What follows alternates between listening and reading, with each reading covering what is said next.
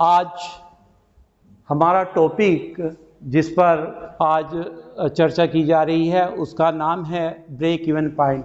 Specially ये topic BCom third year के management accounting से रिलेटेड हैं और ये टॉपिक स्पेशली केवल स्टूडेंट के लिए नहीं, एक आम जीवन में भी महत्वपूर्ण रोल अदा करता है। जैसे कि हम सभी जानते हैं कि कोई भी बिजनेस जब स्टार्ट किया जाता है तो कम से कम बिजनेस स्टार्ट करने वाला ये सोचता है कि अगर लाभ नहीं हो रहा है तो कोई प्रॉब्लम नहीं, बिजनेस के प्रारंभ में कम से कम उसको लॉस नहीं होना चाहिए, क्योंकि बिजनेस में अगर लगातार लॉस रहा तो कुछ समय बाद वो बिजनेस बंद हो जाएगा। तो ये टॉपिक हमें ये बताता है कि बिजनेस का वो स्तर कौन सा है जहाँ पर व्यवसाय करने के लिए हमें ना लाभ और ना हानि हो कम से कम। तो इसके लिए हमारे पास 3 पॉइंट है जो हमें ध्यान रखना है। जैसे कि यहाँ हमने एक डेफिनेशन दी है, break even point is the point at which sales revenue specially sales revenue equal the cost to make, जहाँ पर कॉस्ट प्रोडक्शन की कॉस्ट और sale price both are same, जिस बिंदु पर ये दोनों बराबर हो जाते हैं वहाँ पर हमें न लाभ होगा न हानि। इसके लिए हमें ये भी जानना होगा कि यहाँ बिजनेस के पॉइंट ऑफ व्यू से हमने कॉस्ट को केवल 2 पार्टों में बांटा है। स्पेशली जो स्टूडेंट अपने बिजनेस से जुड़े हुए हैं उनको पता भी होगा। नंबर 1 जो है हमारी, एक होती है फिक्स कॉस्ट। फिक्स कॉस्ट इसे बर्डन कॉस्ट भी कहते हैं। Just like a rent of building, हमारा बिजनेस हो या ना हो किराया देना ही है। मिनिमम बिल ऑफ इलेक्ट्रिसिटी, ये भी हमारी बर्डन कॉस्ट है। इसी तरह की बिजनेस में कुछ लागतें होती हैं जो व्यापार चले ना चले हो गई, वो फिक्स कॉस्ट है। दूसरे नंबर पे हमारी आती है वेरिएबल कॉस्ट। इसको हम हिंदी में इसको परिवर्तनशील लागत कहते हैं।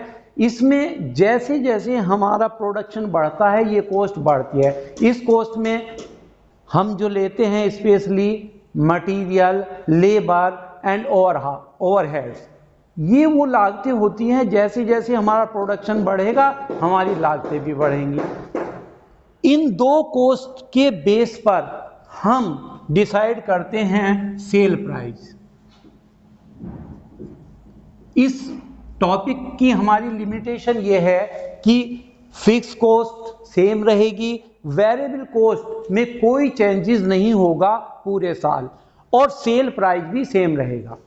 एक्चुअल में बिजनेस में ऐसा नहीं होता, लेकिन इस टॉपिक की लिमिटेशन है। तो फर्स्ट स्टार्ट करते हैं, first point BEP point.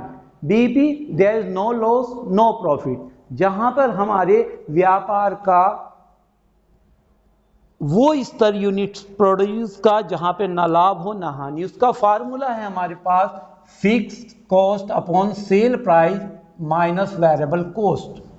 Here is FC fix cost, SP sale price और VC variable cost per unit. लेकिन यही अगर हम बीईपी रुपीज में वॉल्यूम में कैलकुलेट किया करते हैं तो इसका फार्मूला होगा fix cost multiply sale price upon C. What is the C? C is the contribution. Contribution means the difference between the sale price and variable cost, जिसे हम सामान्य लेन देन या बाजार की भाषा में कहते हैं मार्जिन। एक शब्द होता है मार्जिन। हम किसी भी कोर्स जब बिजनेस को करते हैं तो ये पूछते हैं कि यार मार्जिन कितना है। जैसे दवाइयों के काम में हम मानते हैं कि भाई 40% मार्जिन है, कपड़ों में उस पर रेट ही नहीं होता लिखा हुआ, कपड़ों में 50% मार्जिन है। Margin means contribution. तो कंट्रीब्यूशन को जब हम परसेंटेज में शो करते हैं, अब अगर मैं किसी स्टूडेंट से ये पूछता हूँ कि भाई आपके यहाँ क्या बिजनेस है, वो कहता है मेडिसिन का, मगर भाई आपके इस बिजनेस में मार्जिन क्या है, तो वो कहता है जी 2 रुपये बचाता हूँ। तो इससे पता नहीं चलता कि सेविंग अच्छी है या नहीं है। लेकिन जब वो ये कहता है कि बिजनेस में मैं 2 रुपये 5 रुपये की सेल पे बचाता हूं, तो दैट्स मीन 2/5 मल्टीप्लाई 100, तो दैट्स मीन 40%। तो जब अगर हम किसी बिजनेस में किसी को कहते हैं कि हमारे बिजनेस में प्रॉफिट 40% है, तो मुझे लगता है कि ये बिजनेस करना चाहिए, या किसी बिजनेस में 50% है तो ये करना चाहिए। तो ये कंट्रीब्यूशन ही हमारा पीवी रेशो कहलाता है। पर ये मार्जिन जो दुकानदार कहते हैं कि 20%, 30%, it is not a real profit, it is only margin. क्यों? क्योंकि अभी इसमें पूरे साल दुकान पर होने वाले खर्च जो फिक्स हैं वो घटने हैं। तो कंट्रीब्यूशन में से जब पूरे साल के फिक्स एक्सपेंसेस या पूरे महीने के फिक्स एक्सपेंसेस हम लेस कर देते हैं तो वो हमारा नेट प्रॉफिट कहलाता है। तो आइए इस को एक एग्जाम्पल के रूप में डिस्कस करते हैं। जैसे कि आप जानते हैं कि हमारे मुजफ्फरनगर सिटी में अक्सर एक एग्जीबिशन नुमाइश लगती है। तो इस साल मैंने भी चाहा कि इस नुमाइश में हमें एक दुकान लगानी चाहिए। तो दुकान पे करेंगे क्या? उसमें हमने देखा कि भाई हम कुछ खिलौने लाते हैं और खिलौने ला करके उनको बेचते हैं। तो ये खिलौने हम मानते हैं कि जो हम खिलौने ला रहे हैं उसको प्रोड्यूस नहीं कर रहे, उसको परचेज कर रहे हैं। तो उसका जो परचेज प्राइस है वो वेरिएबल कॉस्ट कहलाएगी। हम ये मान के चल रहे हैं कि ये एक खिलौना हमारा 60 रुपये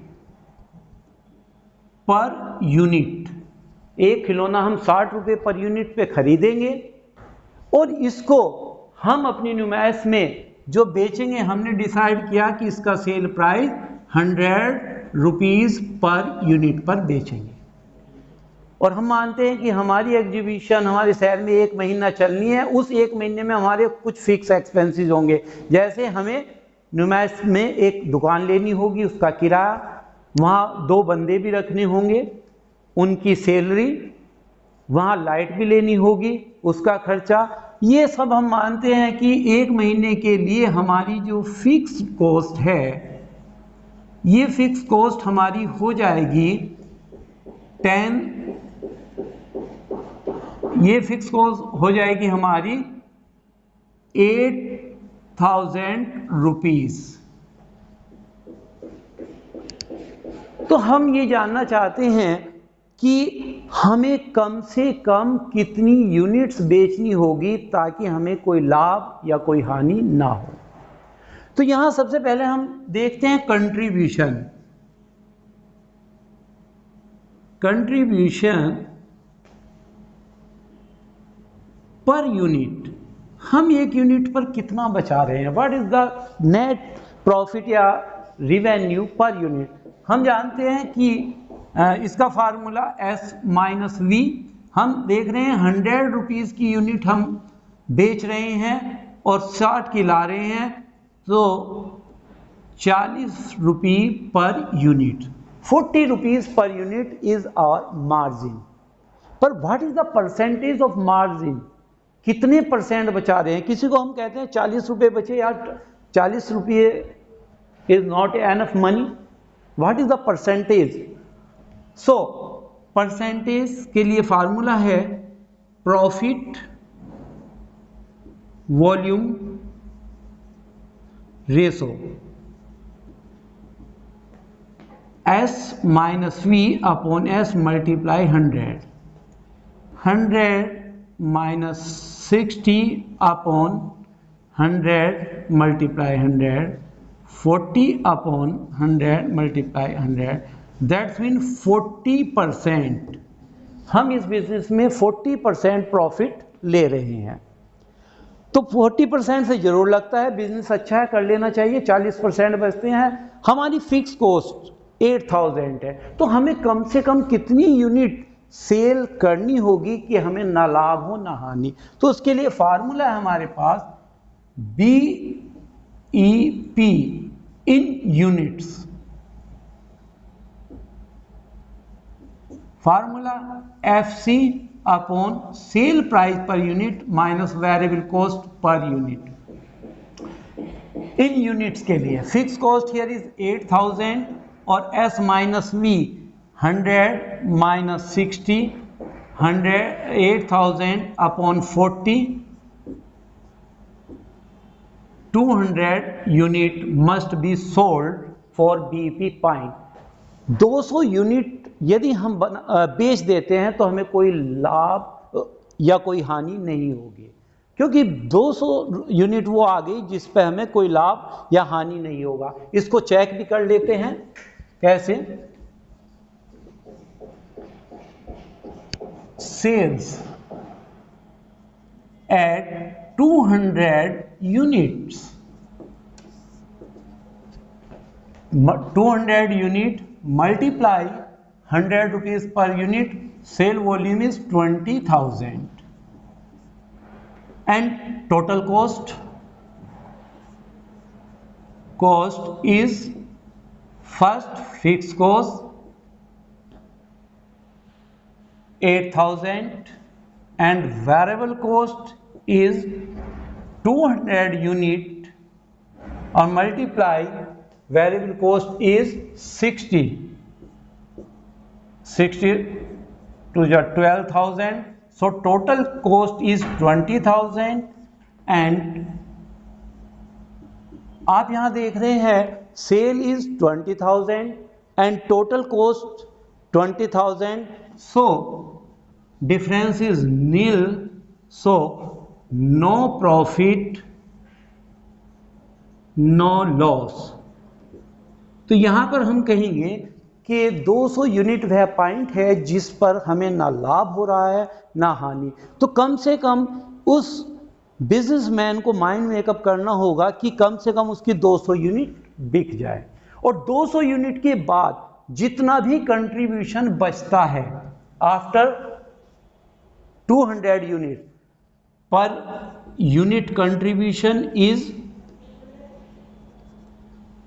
40 रुपीज, और ये 40 रुपीज हर यूनिट का हमारा रिवेन्यू नेट प्रॉफिट होगा, क्योंकि इसके बाद हमें कोई भी फिक्स कॉस्ट नहीं पेड करनी होगी। तो ये बीईपी पॉइंट था। After BEP point all contribution is net profit. So इस टॉपिक में हमने आज किया है बीईपी पॉइंट। अगले टॉपिक में हम देखेंगे कि एक निश्चित प्रॉफिट के लिए कितनी सेल करनी चाहिए, या एक निश्चित सेल पर क्या प्रॉफिट हो सकता है, और मार्जिन ऑफ सेफ्टी किसे कहते हैं। Okay, thanks.